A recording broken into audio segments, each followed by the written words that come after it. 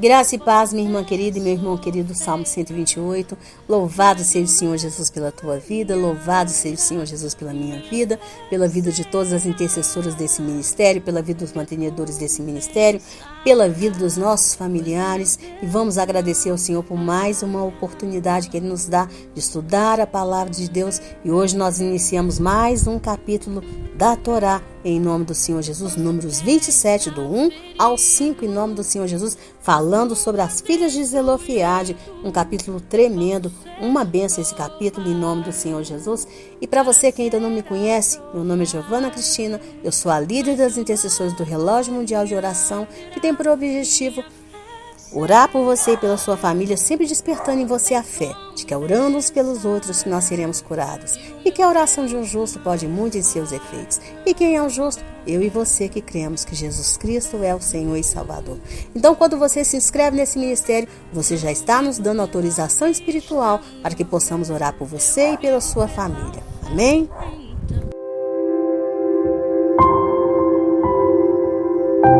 Bem, então repare que a primeira parte do capítulo 27 vai tratar especialmente sobre a questão das filhas de Zelofiade. E por que vai tratar dessa questão? Porque a herança das terras antes era dada somente aos filhos homens, tá? Porém, Zelofiade não teve filhos. O texto é bem claro em dizer, nos informar que Zelofiade não tinha filhos. No entanto, suas filhas herdaram a terra. Tá? A terra que era de direito de Zelofiade. E é exatamente isso que esse início do capítulo 27 vai nos contar. Como foi que elas herdaram essas terras. E veja que o versículo 1 diz que as filhas de Zelofiade, elas vinham das famílias de Manassés, que era filho de José. Pois Zelofiade era filho de Éfer, filho de Gileade, filho de Maquir, filho de Manassés, que era filho de José. Então Zelofiade era a quinta geração depois de José. E segundo os estudiosos da Torá, todos esses filhos de José eram homens justos. E isso porque a Torá não descreve nenhuma das suas ações junto com a sua genealogia. Porém, eles... Quando os homens não são bons, isso é o que diz os rabinos, tá, gente? Quando os homens não são bons, a Torá faz questão de descrever a sua genealogia juntamente com uma das suas ações. Tipo, lá em 2 Reis 25, nós vemos escrito assim: Ismael, filho de Natanael, filho de Elisama, veio. E por que está dizendo assim? Porque esse Elisama, quando Nabucodonosor mandou Nebuzaradã invadir as terras de Judá, ele deixou ali Zedalias, tá, como sendo governador de Judá, no lugar do rei que tinha sido morto. Então, e com o restante do povo que tinha ficado ali na terra de Judá. Aí esse Ismael, filho de Natanael, filho de Elisama, ele veio e matou esses Zedalias ali. Ele matou e pegou aquele povo que estava ali na terra de Judá e levou para o Egito. E dizem que junto nessa leva para o Egito, ele levou também o profeta Jeremias, que tinha ficado juntamente com o povo ali na terra de Judá, na terra de Israel. Entendeu? Então, quando a Torá cita a genealogia do homem como uma das suas ações, é porque esse homem era um homem mau. Ou seja, esse homem era um homem perverso. Mas quando a Torá cita somente a sua genealogia, esse homem era um homem justo. Mas continuando o nosso texto, veja que as filhas de Zelofiade, elas eram 5 moças: Malá, Noa, Ogra, Milca e Tirza. E o versículo 2 diz que elas se apresentaram diante de Moisés e de Eleazar, o sacerdote, e diante dos príncipes de cada congregação, ou seja, de cada tribo, né? Então, como cita o nome de Eleazar, então veja que elas só foram reclamar pela herança no tempo certo, ou seja, após os 40 anos da saída do Egito. Ou seja, antes disso, elas não tocaram naquele assunto, né? Embora o texto mencione primeiro o nome de Moisés, elas, na verdade, Elas foram aos capitães de 10, tá bom? Elas não foram direto em Moisés. Elas foram aos capitães de 10, depois foram aos capitães de 50, depois elas foram assim, crescendo até chegar em Eleazar e depois Eleazar passar para Moisés. E quando no versículo 3 diz que o pai delas tinha morrido pelo seu próprio pecado, é porque Zelofiade ele não tinha participado do pecado dos espias e nem da rebelião de Corá, que foi o motivo pelo qual aqueles homens ali tinham sido condenados a morrer no deserto. Entendeu? Só acontece que alguns rabinos acham que ele era aquele homem de números 15, 30, números 15 e 32, que foi pego juntando lenha no Shabat, que nós já estudamos aqui. Os rabinos acham que esse homem era Zelofiade. E já outros dizem que Zelofiade, ele participou ele fazia parte daqueles homens que subiram ali para lutar contra os amalequitas, tá? Depois do evento dos espias. Entendeu? Então, por isso ele morreu. Ele não morreu no pecado dele, mas ele morreu naquela luta. E aí, veja que o versículo 4 termina com eles expondo o caso delas a Moisés. E no versículo 5 nós vemos que Moisés levou o caso delas para o Senhor. E diz os rabinos que aqui Moisés foi punido, pois ele já dizia aos capitães das tribos: olha, vocês resolvam tudo, mas o caso mais difícil vocês trazem para mim. Só acontece que aqui ele não sabia como fazer. Então é como se Moisés tivesse sido punido pela soberba dele, pela arrogância dele, porque chegou um caso para ele que ele não sabia como resolver. Então ele teve que levar ao Senhor, teve que buscar, teve que orar, talvez jejuar, para obter uma resposta, para saber como que ele ia fazer com as filhas de Zelofiade. Às vezes nós não somos assim, o famoso ou a famosa, deixa que eu resolvo. Até que chega uma situação que a gente não sabe o que a gente faz, não é? Soberba, né? Vaidade. Então é melhor a gente ter sempre aquele hábito de levar tudo ao Senhor, desde as pequeninas coisas até as coisas mais complicadas, para que nunca a gente se encontre numa situação onde eu não sei o que fazer, porque aí a gente vai ter sempre a direção do Espírito Santo de Deus. Então a resposta que o Senhor trouxe para Moisés será exatamente o tema do nosso estudo de amanhã, se o Senhor assim nos permitir. Tá bom, minha irmã? Está bem, meu irmão? Mas hoje eu te pergunto, qual é a sabedoria para nós hoje? Bem, veja que eu já falei aqui que quando nós estudamos sobre Balaão, que ele tinha um traço no seu caráter que era muito favorável. E este traço era a persistência, né? Só acontece que ele usava a persistência para o lado do mal. Porém, aqui nós vemos que as filhas de Zelofiade, elas usaram a persistência para o lado do bem. E vejam que elas eram mulheres muito inteligentes também, pois vejam que elas reclamaram a herança delas exatamente no tempo exato que se estava tratando sobre a divisão das terras. Entenda que só pessoas inteligentes é que não desperdiçam as oportunidades que lhes são colocadas na porta, que batem na porta delas.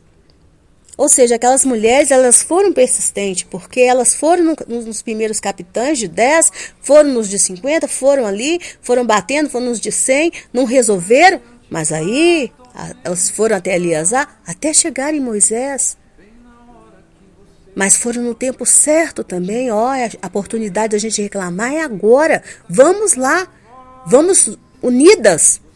Às 5, né? Uma só, não. Vai você, vai. Não, vamos às 5. Nós não somos filhas? Não diz respeito a todas nós? Vamos lá. Pois entenda que se elas deixassem para depois, com toda certeza, o tempo delas passaria. Vamos deixar, né, para depois que todo mundo receber a terra, quem sabe sobra algum pedacinho, algum tio fica com dó da gente, né, e resolva dar pra gente um pedacinho de terra, algum primo lá fica com dó da gente e resolva nos dar alguma coisa, né? Quem sabe, né? Nós somos mulheres, vão olhar pra gente, vai falar, ai, parte frágil, vão ter dó delas, piedade, coitada. Não, elas foram lá, foi a nossa oportunidade. Tem que ter alguma coisa para nós, sim. Nós não temos culpa. O Deus que criou o homem, criou a mulher também. Vamos lá. Essa lei tem que ser revista. Vamos atrás de quem pode resolver essa situação. E elas foram. Elas foram. E veja que elas foram ao primeiro órgão que podia, de competência, que poderia resolver o caso delas. E este órgão de competência não resolveu. Aí foram no segundo, ou melhor, não teve interesse nenhum. Tipo, ó, a lei é essa e pronto, acabou. Foram no segundo e também não resolveram. E aí, elas desistiram? Não desistiram. Elas continuaram até chegar em Moisés. Então perceba também que essas mulheres, elas tinham um alto grau de equilíbrio emocional. Porque mulheres sem equilíbrio emocional, pessoas sem equilíbrio emocional, seja mulher, seja homem, sem fortaleza emocional, eu gosto muito de falar de fortaleza emocional, elas já teriam desistido na segunda tentativa. Já sairia xingando aquele povo todo de incompetente, aqueles homens de incompetentes. Vocês são um bando de incompetentes. Estão aí, fingindo que são líderes, mas não são líderes de porcaria alguma. Não entende nada. Estão se disfarçando, fingindo de homem de Deus, mas na verdade não são homem de Deus, porcaria. Homem de Deus não fala nada com vocês. Vocês não conhecem nada da lei de Deus. E já ficariam lá falando, chega, nós vamos mendigar mesmo. Depois a gente casa com qualquer Zé Mané aí, pronto, acabou. Né?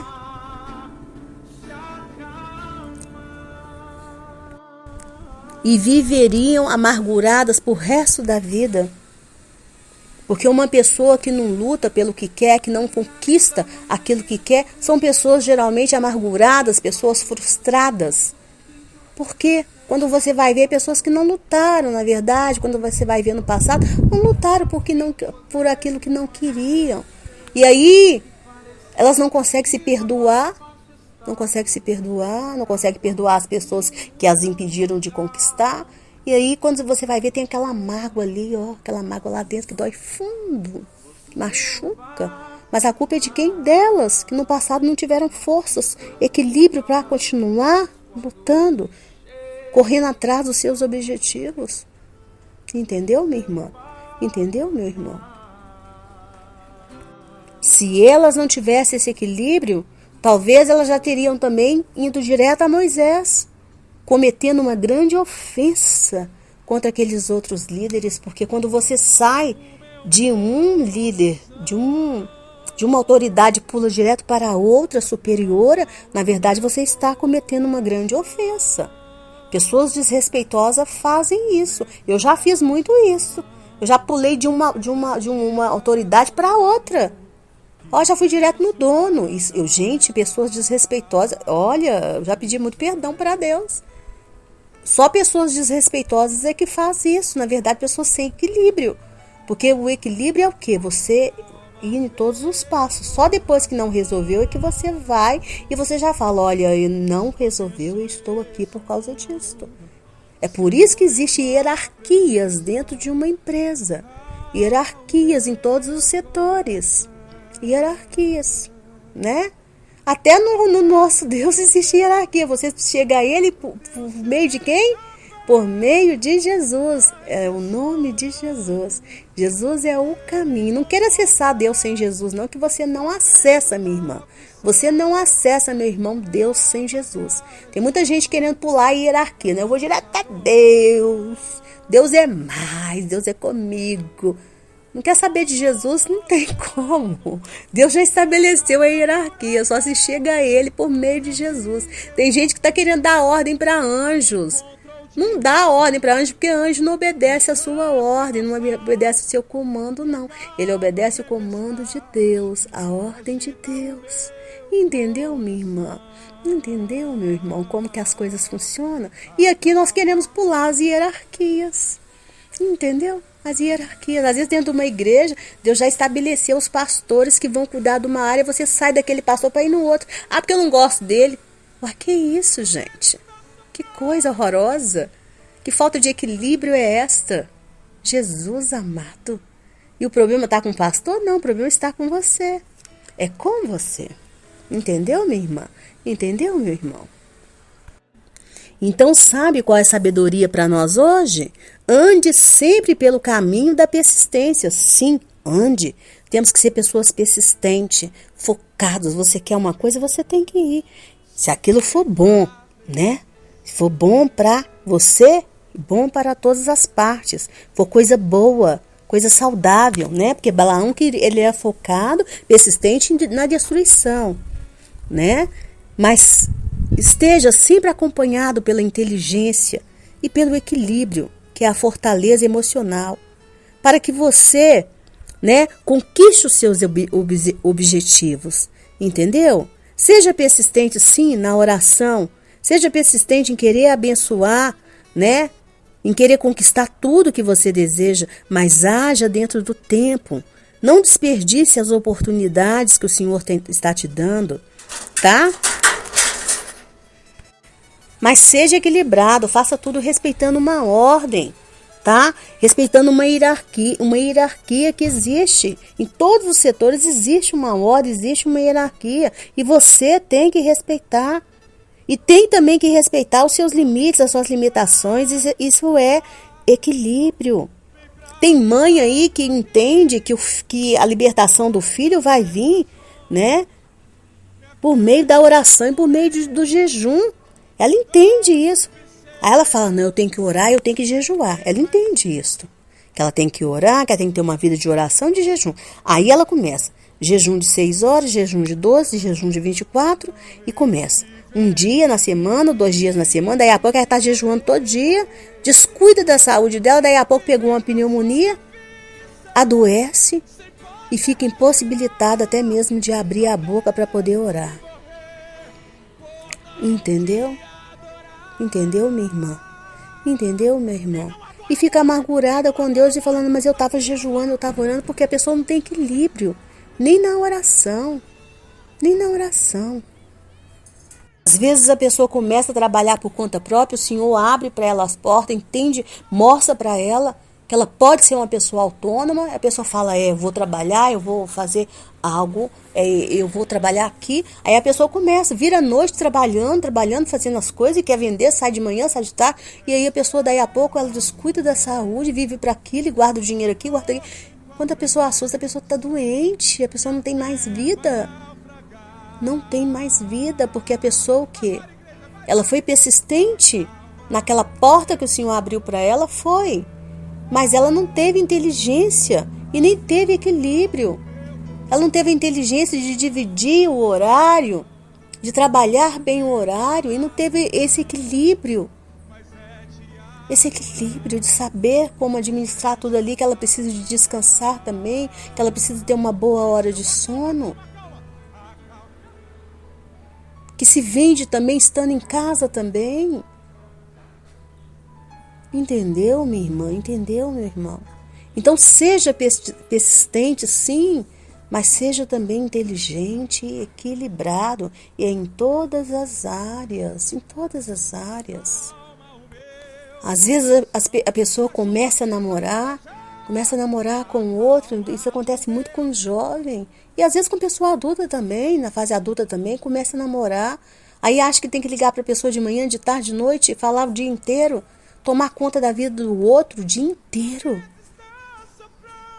O dia inteiro. Ou seja, a pessoa não tem equilíbrio para desenvolver um relacionamento.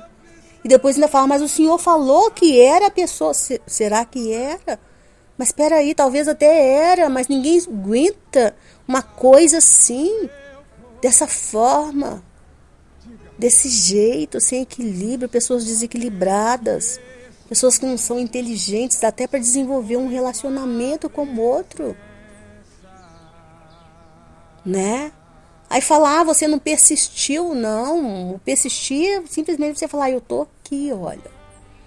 Estou aqui sempre. Esse que é o persistir na amizade, no relacionamento de namoro, de casamento. Agora, o desequilíbrio, você sufocar o outro, né?